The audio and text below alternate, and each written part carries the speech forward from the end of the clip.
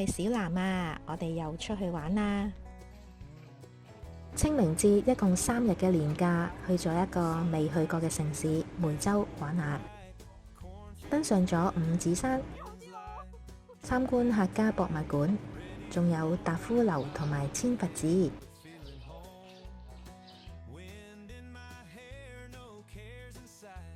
深圳同梅州有一段距離，所以今次嘅旅程坐車嘅時間就會比較耐一啲。由香港過關，喺深圳福田口岸集合，坐上旅遊巴就向北面出發啦。喺謝記乳鴿王嗰度食午餐，呢一個係旅程中第一餐嘅客家菜，食雞鴨鴨湯、西芹雲耳、青豆肉粒豆腐、枝竹蒸魚、魚蝦乾、梅菜肉餅，不過就冇食乳鴿嘅。由深圳去到梅州嘅交通時間呢，大概需要4個鐘左右，所以我哋會喺路上面嘅加油站嗰度停留過幾次，稍作休息，去下廁所咁。第一個加油站叫做南塘，裡面出售嘅手信真係包羅萬有啊！新鮮嘅出爐法式千層撻、南山咖啡、北海道甜筒雪糕、柚子餅、陳皮蛋糕等等。第二個加油站叫做環波，呢一度都係人頭湧湧啊，因為呢啲長途車多數都係嚟自啲旅行團啦，同埋啲家庭自駕遊。開咗2個鐘頭車呢，頸同埋腰都有啲攰啦，都係要去伸展一下，同埋去睇下有啲咩零食。終於嚟到梅州啦，晚上唯一嘅節目就係晚餐啦。嚟到碧興大酒樓嗰度品嚐地道嘅客家菜啦，肉丸球、蛋餃、蒸魚、鹹雞、碌鴨、肥豬肉、豆腐、短麵條、芋頭南瓜、梅菜糯米飯、鴨湯，哇，超級豐富啦！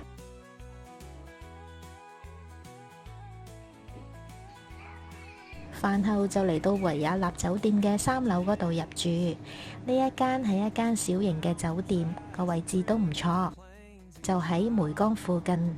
顧名思義，酒店喺大堂、走廊以至各層樓嘅房間裏面都掛咗唔少嘅仿歐古畫。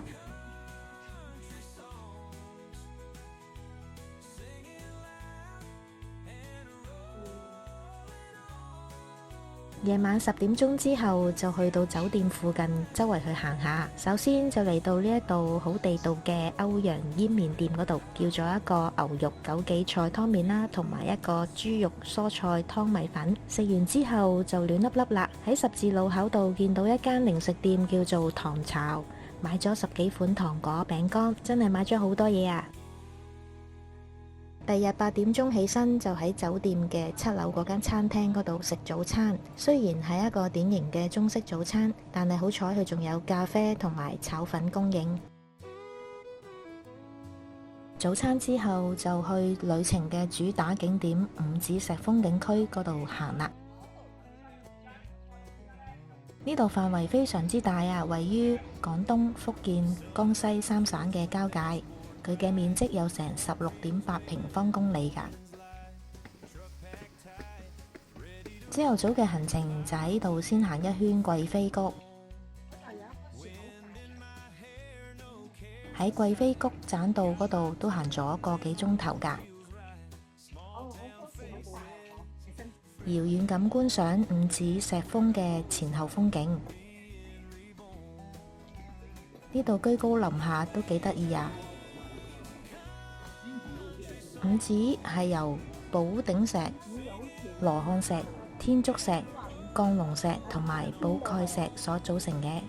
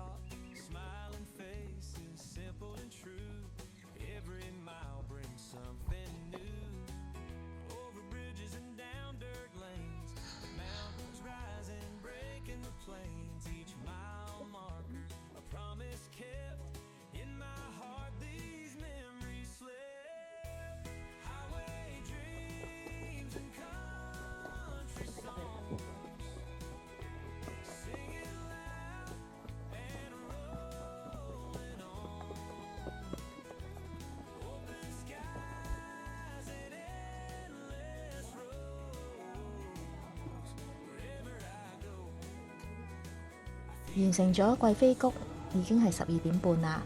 喺旅遊區嘅客家小廚嗰度食午餐，雲耳蒸雞、苦瓜湯、炒肥豬肉、蒸南瓜、辣子雞、青豆、茄子、紅腰豆、豆腐、蒸魚、油麥菜。食飽咗啦，我哋又出去第度玩啦。下午嘅節目亦都係圍繞住五指石風景區裏面嘅景點，包括咗石林子、一線天、聰明泉、玻璃橋等等。喺貴妃湖乘搭景區嘅索道，10分鐘就登上咗梅林啦。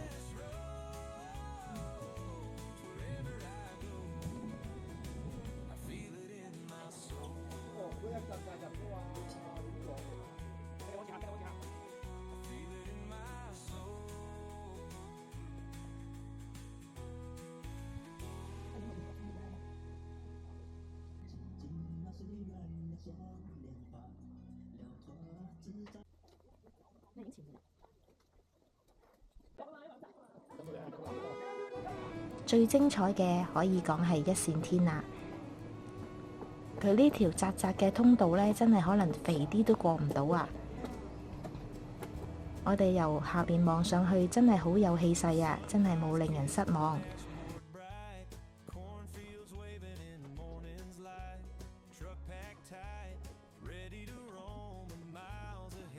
最令人失望嘅，反而係呢一個收費5蚊嘅玻璃橋。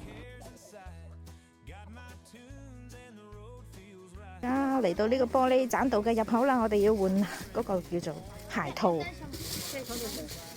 然後要行落呢條樓梯落去下邊。因為佢要俾布鞋你着，5蚊一對。換咗鞋啦，而家準備落去。因為全程都唔需要2分鐘，咁就行完咗咯。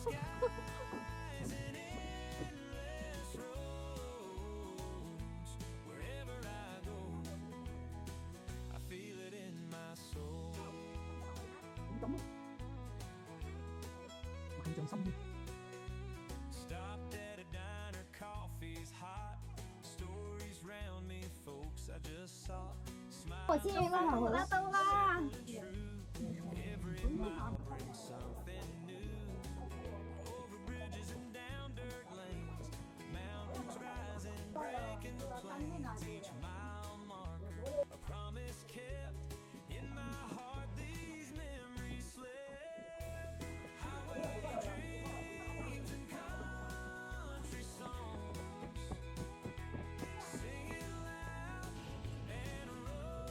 離開咗五指石風景區之後，就返去酒店附近嘅市中心嗰度食晚餐啦。今次晚餐係喺路家酒店嗰度食，見到大堂擺咗啲卡拉 OK 嘅器材，可能平日呢度都有一啲包廳嘅活動。今次食咗唔同嘅客家菜式，有辣椒牛肉、甜酸玉子豆腐、蒸雞、滷水鵝、薯仔炒紅蘿蔔、油麥菜、叉燒、蒸魚、肉丸、滷水鵝呢啲都有啲似潮州菜式噃。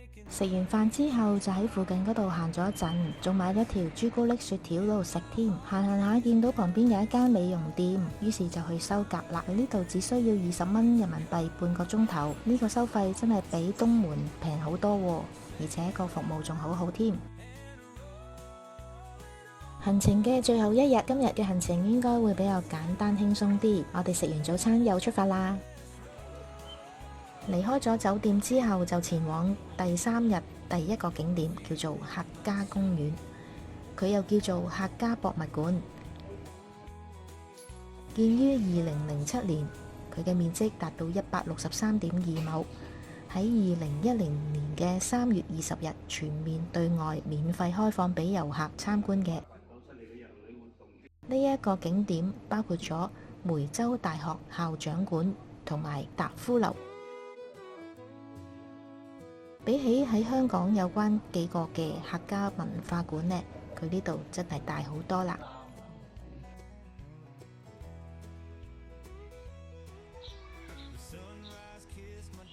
離開咗客家博物館之後，就前往旅程嘅最後一個景點，就係千佛寺啦。佢建於公元965年，寺內嘅千佛塔共有7層，高4.2米，底座1.6米，呈4方形嘅。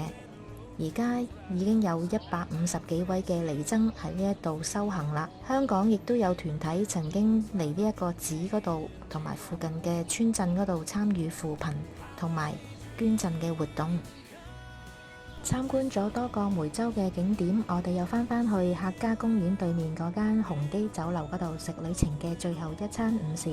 我哋食咗鹽焗雞、青紅椒炒牛肉、蒸蛋、肥豬肉、茶樹菇蒸肉片、紅腰豆、肉餅豆腐煲、西芹雲耳炒豆泡、蒸魚同埋油麥菜。呢一餐我覺得係最好味㗎。離開咗梅州之後，我哋就沿住廣東省嘅東面向住深圳回程啦。喺長途之中，亦都經過咗3個加油站。有趣嘅係呢幾個站同出發時嗰幾個站都唔同。呢一個陸河加油站都幾熱鬧㗎，裏面仲有一個潮汕美食市集，有牛肉麵啦，有炸雞腿，仲有一啲手信賣添。1個鐘頭之後就嚟到另一個加油站，叫做深汕服務區啦。呢一個服務區嘅設計都幾前衛喎，驟眼睇以為係一間海洋博物館添。由於食客眾多，只能夠好快咁買咗一件鹹薄餅充飢，都係25蚊人民幣。佢嘅餡料有菜啦、煙肉啦，味道都唔差啊。車程嘅最後一個服務站叫做霞涌服務區，呢一度就冇咩規模設計啦，可能係呢一度歷史悠久啦，都只係去下廁所啊，買下手信咁。經過咗7個鐘頭嘅車程，終於都返到嚟蓮塘口岸啦。由於星期日嘅關係，可能好多港人都趕住過關，聽日返工，所以黃昏特別塞車，所以我哋都好匆忙咁喺長發嗰度食咗一啲滷水鵝肉麵同埋清湯肉卷粉，就過關返屋企啦。就係咁就完成咗3日嘅行程啦。影片中嘅景點資料呢，大家可以去下面嘅資訊欄嗰度揾到㗎。請大家訂閱呢個頻道同埋點讚啊！我哋下次會去另一個景點嗰度度假㗎，下次見啦〜